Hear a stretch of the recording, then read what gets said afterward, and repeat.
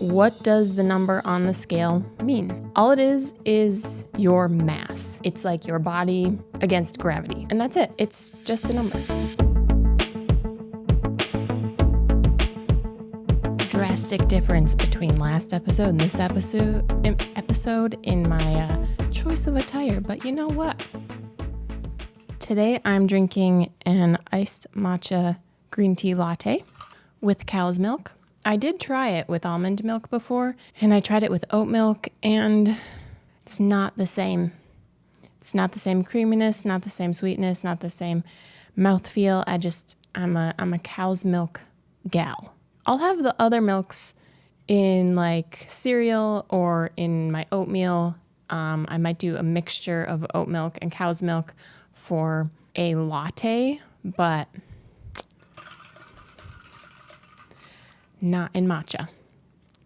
And I don't do anything fancy. I order this powder. It's jade leaf matcha latte powder. So it's green tea and cane sugar, just those two ingredients. And the back of the container, I can link it down below for you guys. If you guys like Starbucks matcha lattes or probably Dunkin' matcha lattes, I Googled it, and online, in the interwebs, people said that Starbucks uses a sweetened matcha powder to make theirs. So that's why I went with Jade Leaf's matcha latte powder.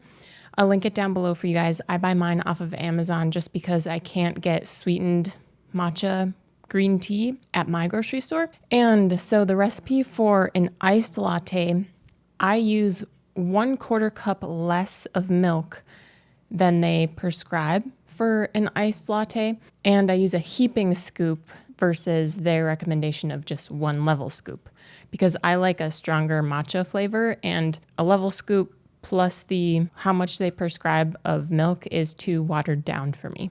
But I'm sleepy. It's 6:15 p.m. and I am just sleepy. Hopefully my immune system isn't getting run down, but it's been a relatively active week for me. I've had harder workouts than usual because I've been working out like 3 days a week, and I've started doing a full body workout, so arms and legs, versus how I normally just do upper body one day and lower body the next day. I've been working both in since I'm only doing 3 workouts a week right now. And so I think my body's like, you are not getting enough sleep, ma'am. And also it's been cloudy outside all day and it's raining, so there's a pitter patter. And so that's not really contributing to much of a high energy situation here. So we're getting a light dose of caffeine at this hour. And we're going to talk about weight, body weight to be exact. I don't know how much I weigh. Do you know how much you weigh? And why do you care how much you weigh? I'll get into that. I'm not being accusatory. Honest question.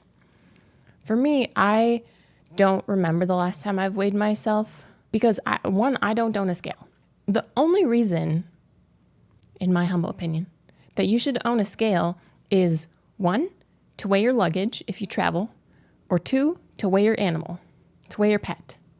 Other than that, no reason to own a scale aside from baking. Cooking, baking, those scales are different. But why do you need to know? Maybe you're an athlete and you're in a sport that has weight classes, so you have to know how much you weigh.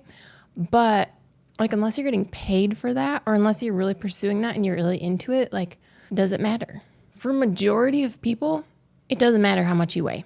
Like, you instinctively, intuitively know if you are healthy, if you are at a healthy weight. And when you are healthy, you feel good. You do not obsess over food. You do not obsess over exercise. You eat foods that are good for you. They have a lot of nutrient benefit. They're valuable to your body. But you also eat foods that you know just taste good. And there's a balance between eating what you know you should eat, but also eating things that are treats. And you know if you're moving your body enough. If you're sitting around all day at a computer, if you're sitting around all day playing video games, even if you're sitting around all day reading, There's nothing wrong with reading. Reading is great. Reading is great for our vocabulary, for learning, for enjoyment. But even though it's a good thing, moving our body is also important. So if our body feels good, we're eating well, we're moving well, we're sleeping well. But then you may say, yeah, I might feel good, but I may be heavier than I want to be. Okay, you're heavier than you want to be. Does the number matter? Because there are different ways that you can monitor your size apart from a number. And my favorite one is how your clothes fit. You can tell when you put your jeans on if they feel a little snugger or if they feel a little looser. You don't need a scale for that. And also, if you are someone who weightlifts, this is a big one. If you are trying to lose weight, but you are moving weights, you're lifting weights, weight is not the best option for you to gauge your progress because you may put on muscle. Your proportions may change depending on what lifts you're doing. So your chest size, your waist size, the size of your muscles, your biceps, your quads, your calves, those may change. They may get bigger. If you are losing weight, you probably will get smaller at some point, but if you continue to lift weights, your proportions may change. Your thighs may get bigger. And there's nothing wrong with that. In society, I remember when I was growing up, like the big thing was having a thigh gap. And if you're a man listening to this, you may be like, what? And all it is like when you're standing normally with your, feet, just standing still, your thigh's not touching. Who decided that was a standard of weight and size? Like, no. So being thin and having a low body weight does not equal health. So being healthy does not mean being skinny. So that number on the scale, what's it really telling you? It can't analyze how you're eating because you could be eating junk food. You could be eating junk food, but eating the right amount of junk food so that you're still losing weight. But that doesn't mean you're healthy. You could be not eating at all and over-exercising and the number on the scale going down, but that's not healthy. So what does the number on the scale mean? All it is your mass, your body mass. It's like your body against gravity. And that's it. It's just a number. It's okay to want to trim down. It's okay to want to get in shape. It's okay to want to fix your eating, fix your relationship with food, and become a healthier, stronger version of yourself. That's good. But don't let the number on a scale dictate your day, your week, your month, your life.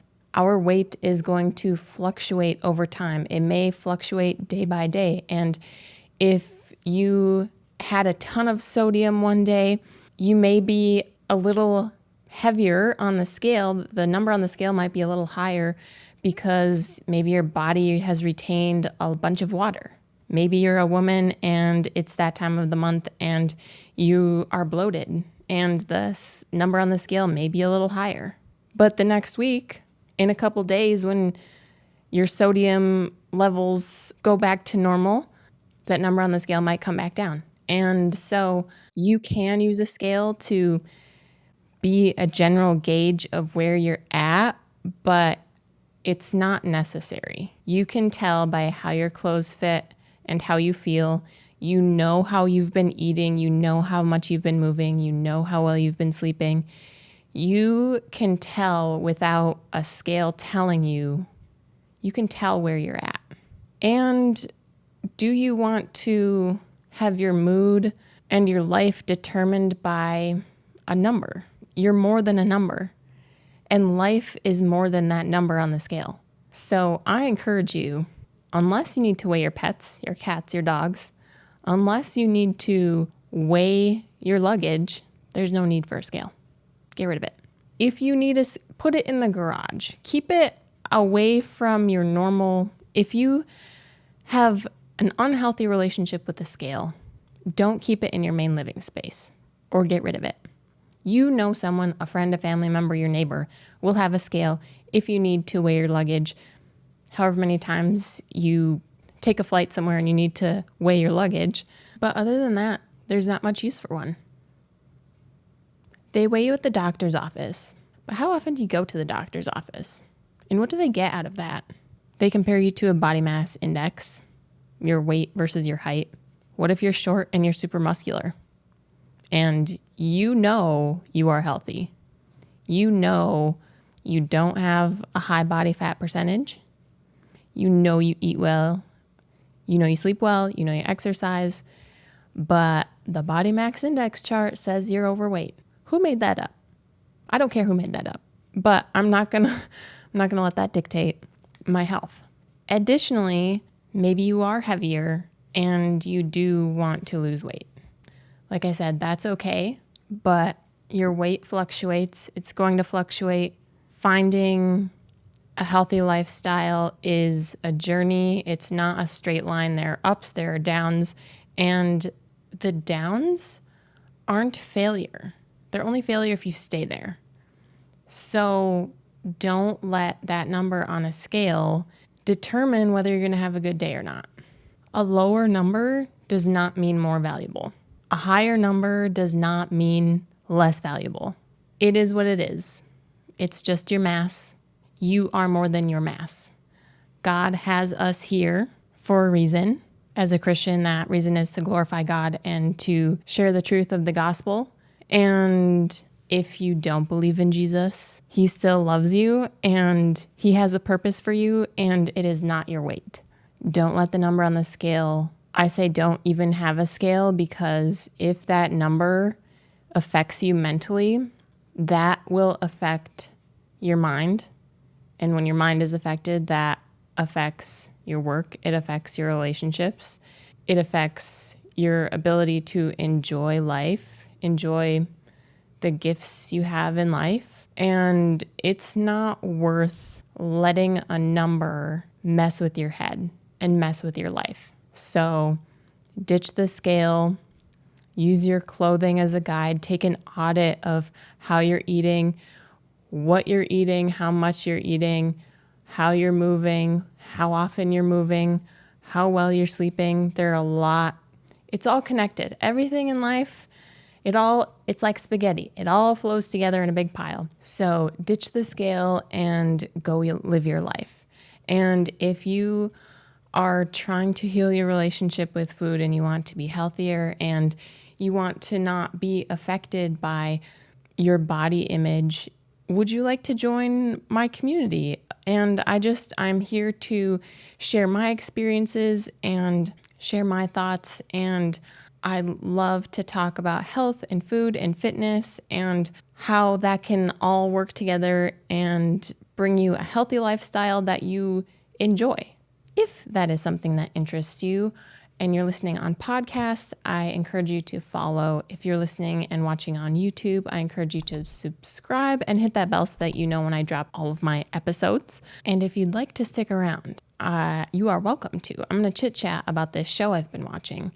But first, if you've listened to my last 2 episodes, one was how to eat mindfully when working from home, because I know it can be hard working from home when your kitchen is right there.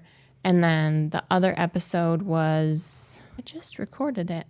Oh, dieting versus diets, my thoughts on diets and dieting. So in those 2 episodes, I've had these nails on, and they're press-on nails, and they're great. They've stayed on so well, and one of them popped off, and the rest were stuck like glue. Even though there's no glue involved, it's just an adhesive that is activated by pressing it onto your nail, which is very fitting because they're called impress nails. And I would like them to come off because I'd like to put a new color on, and I'm having a dandy of a time getting them off. So I didn't have any nail polish remover. So one website said, soak them for 10 minutes in some soapy water that you've put in a generous amount of dish soap. They recommended dish soap specifically. I think it's a little more concentrated and pungent. And so I did that. And then I started working around the edges, and they kind of loosened up around the edges, but not too much. And so I was able to get 4 off. I got like 3 off, 2 off yesterday. I got 2 off today, but I'm like, the rest of them are not anywhere near close coming off. So I ran to the handy dandy dollar store, really coming in clutch, and got some acetone. So we're going to put some around the edges of these nails, let it sit for about 10 minutes. Then we're going to try and gently pry them off without taking off the top layer of my nail. Anywho, the show I've been watching. Well, I watched the first season last weekend. It's called Shadow and Bone. And about a month ago, I started watching a YouTuber. Her name is Mel. Her channel is Mel Reads, and she's a booktuber. So I had started getting back into reading for fun, and I came across her channel, and I enjoy listening to her talk about books. And she enjoys fantasy novels, and I've never considered myself like someone who enjoys fantasy novels. Yet in the same vein, I read Harry Potter. But I think I kind of read Harry Potter in elementary school because it was like kind of peer pressure. Like my sisters had read it and my friends in school were reading it. So I was like, I have to read it too. I don't want to be left out. But now I love the movies. They're like a cozy, nostalgic thing. And I would like to reread the series. But other than that, when I was in high school, I read a lot of James Patterson. So I was big into mystery novels, which I enjoy watching, like cop shows, cop dramas on TV. But so I had seen Shadow and Bone previously, and I was like, no, that doesn't really seem up my alley.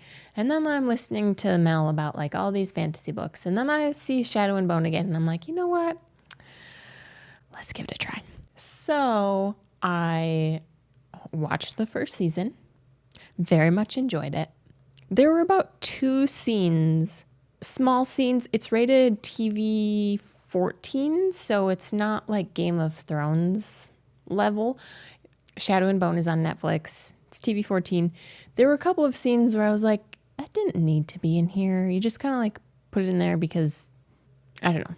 I didn't love it that they felt the need to put those 2 scenes in there. But other than that, I've enjoyed it. And so tonight is going to be like the perfect night to chill out. It's a Friday night. I don't have anything else that I need to take care of except getting these last nails off of my hands.